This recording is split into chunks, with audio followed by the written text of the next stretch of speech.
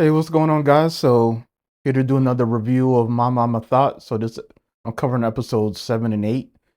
So 7 just sort of takes off from the last one where when we last left the family, they were homeless. So they're living in a motel room. They don't have the money to cover that motel room. So Brandy, the mom, just give away everything they had to live there. I mean, they had some possessions with them, their clothes, but the house they were living in, the benefits they were getting, she essentially left all that behind to live with Larry, and that immediately blew up, as most people could see coming a mile away.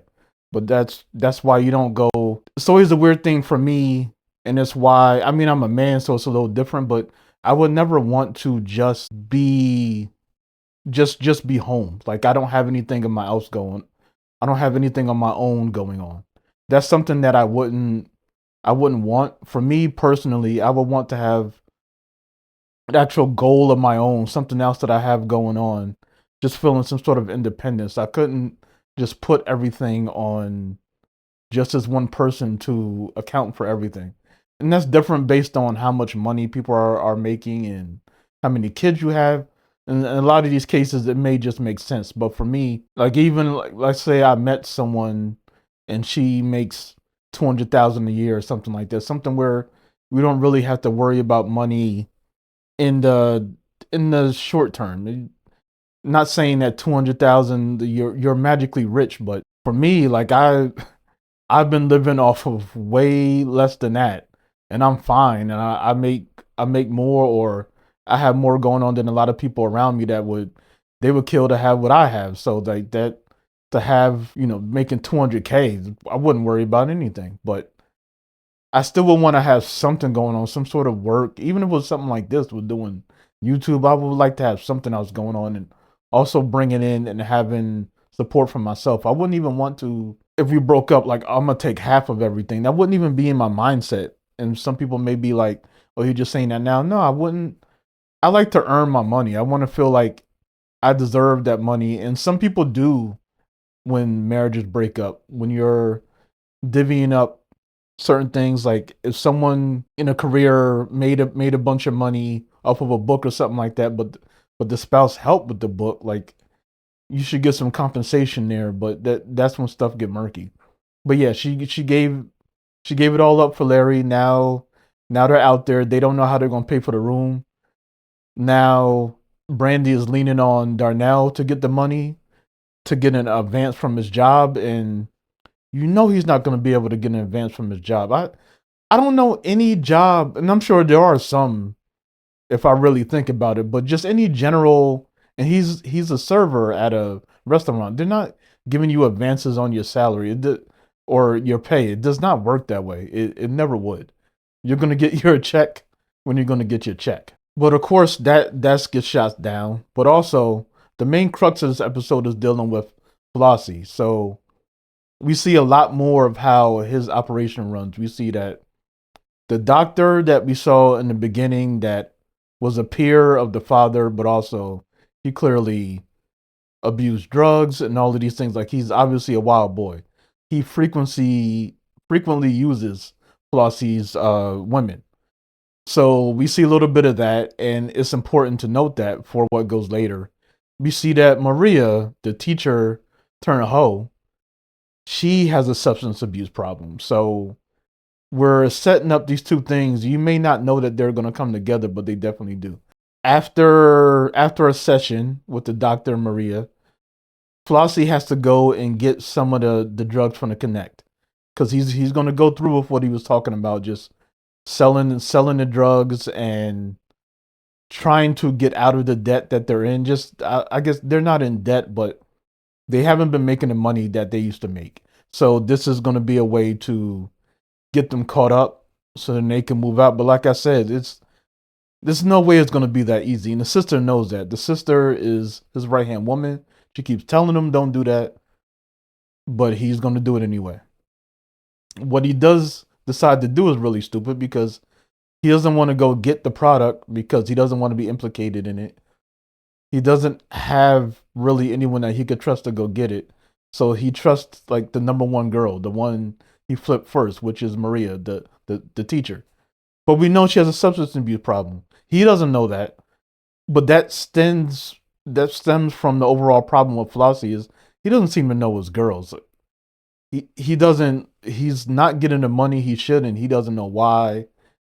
He doesn't know that the Nutty, who's like the lesbian homie that be with him, she basically like, transportation and kind of watches over the girls and make sure they're safe. She's sleeping with one of the girls, so that's sort of like a conflict of interest. And she doesn't know he doesn't know that one of his most important girls has a substance abuse problem. He's not on top of his shit, and that's what you need to do if you're gonna do this. So we do see that they do go and get the drugs. The doctor doesn't know what he's doing. Flossie sends Maria to go get it and asks the doctor to take her there, but he doesn't say why because he doesn't want her to know. This is all messy to me. I wouldn't trust any of my women to go grab my product. I mean, you should be able to, but I wouldn't trust it personally. If anything, I would send the sister to go do it. I get why you wouldn't do it because things could go left, but I just one of the women that works for me, I'm not sending her. Also, you're basically implicating a John in your activities. Why would you do that?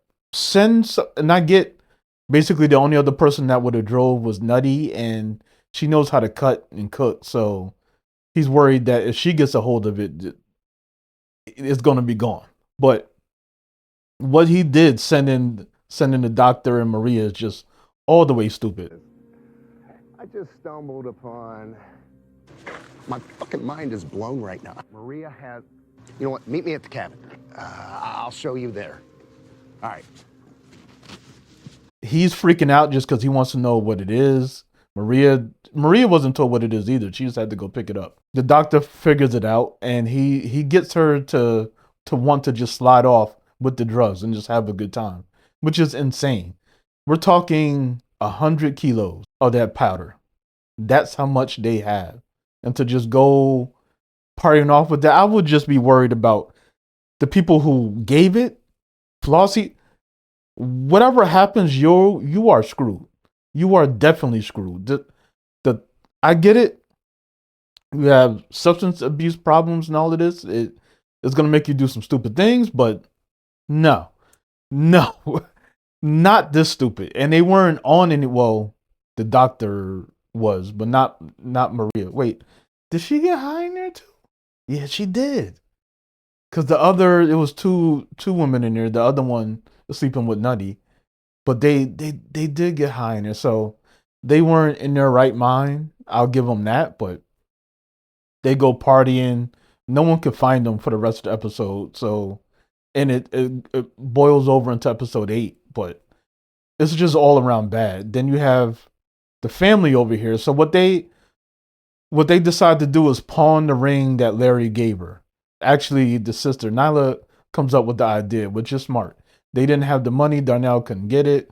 Darnell is thinking about stealing from the till, from the cash register, and the whole time I'm just sitting there, just don't do it. This show should almost be called "Don't Do It" because there's so many things that people do that are really stupid based on circumstances that they're in. So I understand in a way, but just as an outsider watching it, I'm just you are making your life so much worse by doing it. You're not going to get away with it, or it's not going to make the situation better. But sometimes when you're in it, you don't necessarily know what you're getting yourself into, what you're doing. We see that he doesn't end up doing it. She goes upon the ring, but lo and behold, the ring is worth nothing. He was talking about it like it was a diamond ring, and I didn't even peep, but Brandy sees the ring and she's like, "Oh, this must have cost you like 10K or something like that." And the dude just kind of laughs and he was like, it's not even about how much it costs. It's about how much it means. So he never said that it cost that much. She keeps going around thinking that it's worth 10K. He never said that. And it's pure cubic zirconia. Like, it's worth nothing. I'll give you 10 for it. Yes, 10,000. I'll take it. No, 10 cents. This shit's not even zirconian. It's practically dime store glass. So she goes back to Larry mad because now, like, I'm out on the street. I gave everything for you. You gave me this phony ring. But then she tries to use the assault against her, the statutory charges. She tries to use that as bait to get him, like leverage to get him to give her money. And she asked for 10K. And maybe if she had asked for one or two, maybe he would have did it. But she's using the extortion to get the money. But Larry already has something up his sleeve. He gets her to admit to what she's doing, but he's on the phone the whole time. He already called before he came back in the room. So let me get this straight now. If I don't give you $10,000, you're gonna go to the police and tell them that me and your underage daughter had sex. I'm glad that you can still hear. You gonna give me the money, or am I gonna go to the cops? No. We don't need to do that. Cause they already here, bitch. Hello, 911? No, Yeah. They right here. Listen, you hear that whole conversation? He raped my daughter. No. Because they came there all huffing and puffing about the ring.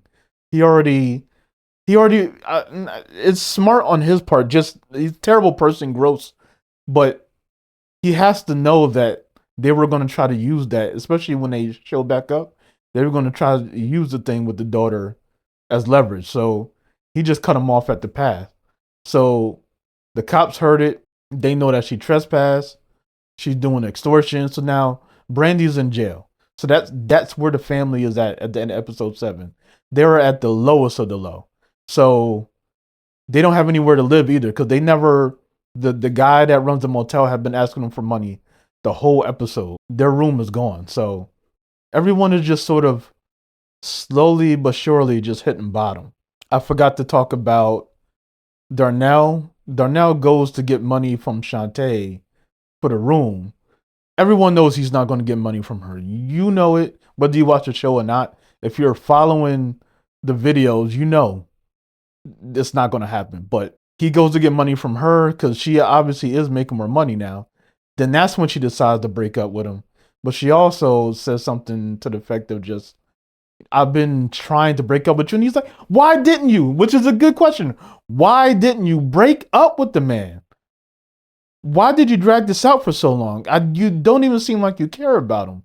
So, like, if it was conflicting feelings, I could understand that. But that's not what's going on here.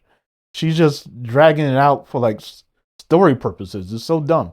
But Darnell snaps and starts choking her, and I did not see that coming. Called this off for weeks. Why didn't you say that? It's over, Darnell. Fuck you! Fuck you! Yo, let her go. Fuck you! Fuck you, you hoe! Let her go. You fucking bitch! Darnell! You ain't shit but a hoe, you hear me? Darnell almost comes off like he wouldn't hurt a fly or anything like that.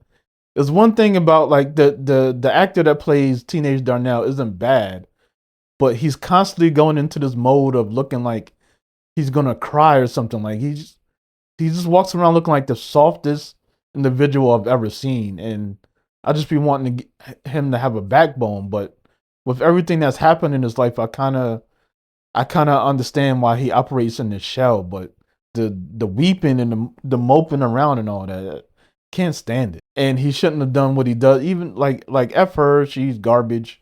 I don't rock with it, but he shouldn't have put hands on her. But that's where we leave episode 7.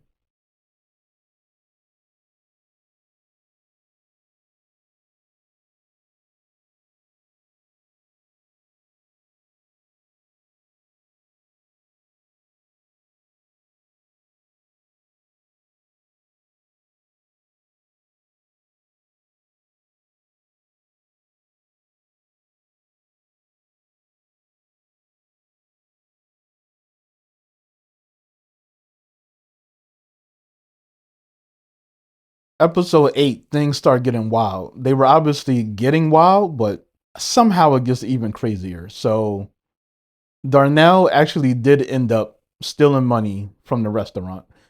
For some reason, this starts on episode 7, but it's not a big thing. We meet the manager of the place, the jerk chicken spot that Darnell works at, and we see a girl or this woman pushing up to him Like she clearly is into him, but he's married, but he's having problems at home. And eventually, throughout episode 7 and 8, he decides that, well, she says I'm done. So now he feels like, oh, I could hit up other women. I don't know why we need that in, but I guess like the boss did need to be a presence because of what happens, but we didn't need all of the other stuff that he has. He becomes a whole character, and I don't know how that's going to factor into things down the line, but it's something that the show loves to do, is just sort of have these characters that they're on the sideline. They'll introduce them, and then an episode or two later, then they become a major part of the narrative, and you won't really see it coming. Darnell gets caught stealing eventually, or the manager thinks that he stole because there's missing money. Darnell doesn't fess to it. The woman, she didn't steal, so she's not fessing anything. So the manager's about to call the cops on him. Flossie saves him, even though they're always adversarial, and Flossie could be an a-hole and all of these things. He does take up for Darnell in this moment. Basically, he offers one of his women to the manager as payment, or just for him to leave Darnell alone. Darnell still loses his job because he's an idiot, and you can't trust someone who's stealing from your till. I'm sorry. Flossie's told me how fucked up your life's been lately. So does that mean I still have a job? No. No, you're still fired. It just means you're not going to go to jail now. Now get your shit and get the fuck out of here. And you kind of feel like Darnell has ulterior motives here. Like I do think he wants to look out for the boy and all of that. That is happening, but also he kind of needs help because Flossie does not have control over his women. Maria is still missing with the money. The doctor is missing. Nutty, the lesbian sort of muscle, she's not been around. So there's 100 kilos missing that he's supposed to sell. Doesn't know where it is. Doesn't know where one of his top women are. Everything is falling apart. So he starts snapping on the girls. Okay, well, y'all need to eat less and work more. One of them jobs got out of hand last night. I was looking for Nutty and she wasn't there. It's your job to protect us. You don't tell me how to do my fucking job. And Nutty don't fucking answer to you, bitch. Well, how we supposed to be getting money when we getting beat down? Bitch. Nobody wants to fuck a fantasy with a black eye motherfucker come at me again. Bitch. Bitch, hoes don't dress like this. Hoes don't live the way you live. Hoes don't get their kids fed the way you feed yours. Get your ass out there and make this company some money. Because he's just like, I don't know where the money is missing money is coming from. They want to know where Maria is, but he's more worried about the money. So we just have a whole scene of them going back and forth, and clearly they don't really respect him, because even they'll give lip service to it, or they'll kind of fall back in line, but your chicks wouldn't be yelling at you like this if you really had them in line. So you just see he does not have the stronghold on his organization that he should. We also see that Shantae is the one that sleeps with the manager, because of course Flossie not only helps Darnell, but he's basically going to put him to work. He wants Darnell to be the person taking around Shantae, because Shantae is his highest earner. Make sure she collects, make sure she's safe, whatever. And Darnell isn't down with this because that's his ex, and Darnell's just sort of, now he's just sort of asking questions because they're together. He doesn't understand why Darnell's doing this and why he hit his mom. So why he's doing this is just because really Darnell saved his life, because he should have died that day with the uncle and the father. Darnell knocked the drink out of his hand, and Darnell didn't know what he was doing, but he did save his life. But also with the punching the mom, it's what I said back in the review. Essentially, he wanted to make her realize you don't want this life, because she was ready to be out on the street doing what Maria and all of these women do, sleeping with all these men. And Flossie didn't want that for her, so he basically knocked that thought process out of her, which is wild. Still not okay with that either, but it makes sense. And there's a funny moment too where just Darnell's really thinking about it, and it's like, so you want to pay me back for saving your life by having me drive and pimp out my girl. And that sounds hilarious when you think about it that way. Like it really does. So they're also staying with Flossie because they don't really have anywhere else to stay. The mom is still in prison. She needs 10% of the bail money to get out, but Donnell has lost his job. He doesn't want to work with Flossie. We just kind of leave it with, we don't really know if he's going to do it. The mom is like, no, you need to do the work. And he brings up Space Camp again. And I just want to strangle this boy.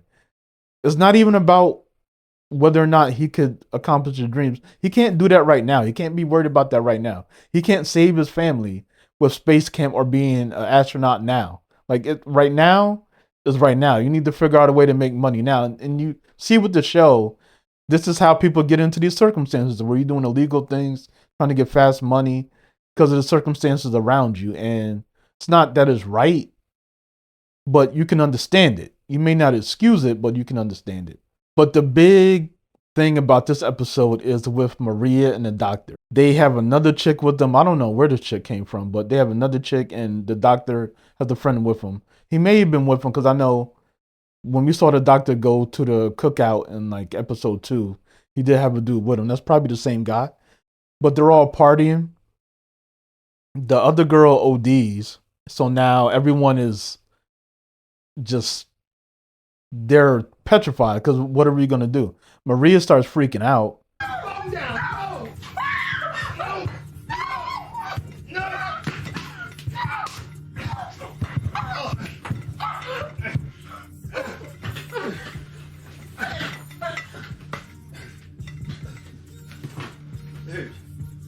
Yo, what the fuck? And the doctor is holding her mouth to get her to shut up because he didn't want to draw attention. And when I saw that, I was like, oh, Maria's out of here. She's going to be out of here. And so now she's dead. So now they got to figure out what they're going to do. So they go and bury the body. But then the doctor flips it again. He knocks out the dude. And he's like, well, I'm not going to snitch on myself. You know what? I'm not gonna tell him, mate. And starts burying him too. So he went from sleeping with prostitutes. You were a doctor, just a doctor.